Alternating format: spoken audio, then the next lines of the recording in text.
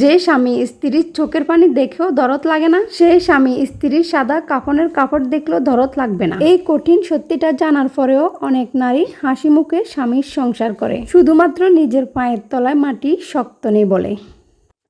ভাগ্যবতী তো সেই নারী যার স্বামী তাকে অপমানিত হতে দেখলে বলে, আমার বউ দোষ করলে আমি শাসন করব, তোমরা কিছু বলতে পারবে না। যে স্বামী স্ত্রীকে সম্মান করে, অন্যদের কি আর সাহস হয়? দায়িত্ব না থাকলে নারী যে তার যুদ্ধে অনেক এগিয়ে থাকতো। নারী একসাথে কত কিছু সামলায়, কিন্তু তাকে সামলানোর মতো কেউ নেই, আর না আছে তার কথা শোনার মতো মানুষ। মানিয়ে নেওয়ার জন্য কখনো পিতার ঘরে, কখনো স্বামীর ঘরে। আসলে মেয়েরা যার বিচার আদালত করতে পারে না, তার বিচার সময় করে দেয়। আর সময় যখন বিচার করে, তখন সাক্ষী প্রমাণের স্ত্রীর বুকে আঘাত দিয়ে মা বাবার মুখে হাসি ফুটানো স্বামীগুলোকে আল্লাহ তাআলা ভালো রাখুক। পুরুষ, তুমি মায়ের পায়ের নিচে জান্নাত, এটা জানো? তুমি হয়তো এটা জানো না, স্ত্রীর ভালো সুপারিশ ছাড়া তুমি জান্নাতে প্রবেশ করতে পারবে না। বুঝলে কি আছে যে 2 দিন পর পর যেতে হয়? আরে ভাই, বাবার বাড়িতে কি যে শান্তি আছে সেটা শুধু বিবাহিত মেয়েরাই জানে। এই কথাটা শুনলেই বুঝে নেবেন আপনি সামনে বড় ধরনের বিশ্বাসঘাতকতা শিকার হতে চলছে। খারাপ সময় যে মানুষটা আপনার সব কথা মন দিয়ে শুনে আপনাকে মেন্টাল সাপোর্ট দেয়, ওই মানুষটারে যত্ন করে রাখা দেন। ওইসব মানুষ আল্লাহর তরফ থেকে আপনার জন্য সৌন্দর্য বাড়ে, অলংকারে। আর আমি বলবো, মেয়েদের সৌন্দর্য বাড়ে পাশে একজন সৎ স্বামী খুব সুন্দরভাবে ব্যবহার করেন। মেঘ ভেঙে বৃষ্টির রূপ দেন, মাটি ভেঙে চাষের জমির রূপ দেন, আর বীজ ভেঙে নতুন চারা গাছের জন্ম দেন। তাই কখনো কষ্ট বা কোনো সমস্যায় ভেঙে পড়লে বুঝে নিও, আল্লাহ তোমাকে কোনো বড় কাজে ব্যবহার করতে চাইছেন। আর তুমি মনের মধ্যে ধৈর্য রাখো, সুদিন আসবে। কিছু অল্প মনে করি না, কারণ আমি জানি আমার কাছে যা অল্প তা আমার স্বামীর কাছে রক্ত ভেজা গল্প।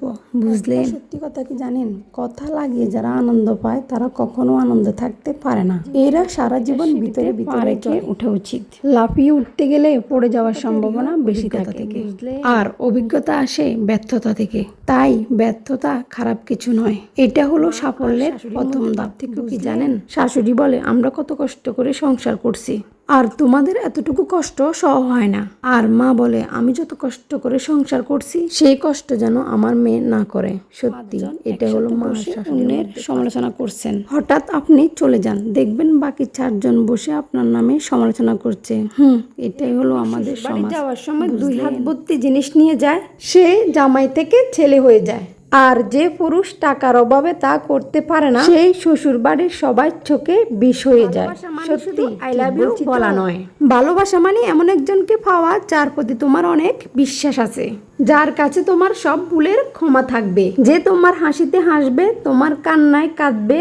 তাকে বলে ভালোবাসা। আত্মরক্ষার জন্য। আর মানুষের রং বদলায় স্বার্থ রক্ষার জন্য। কথাটা শুনতে খারাপ লাগলেও এটাই কিন্তু বাস্তব, বুঝলেন? রক্ষার জন্য।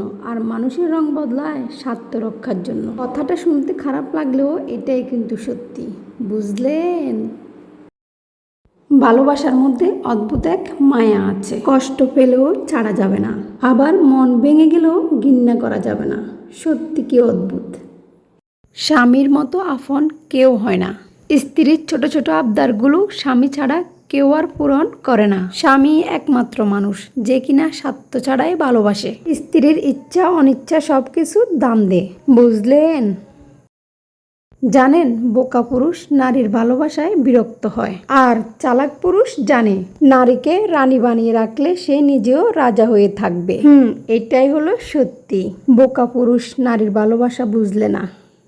একজন স্ত্রীর জীবনে স্বামী এমন হওয়া উচিত, যার সাথে আপনি শ্বশুর বাড়ি এবং বাবার বাড়ির কথা সবকিছু শেয়ার করতে পারবেন, সেটা ভালো কিংবা খারাপ। যে সবকিছু শুনে আপনাকে এটা বলবে যে, এত চিন্তা করছো কেন, আমি আছি তো তোমার পাশে সব সময়।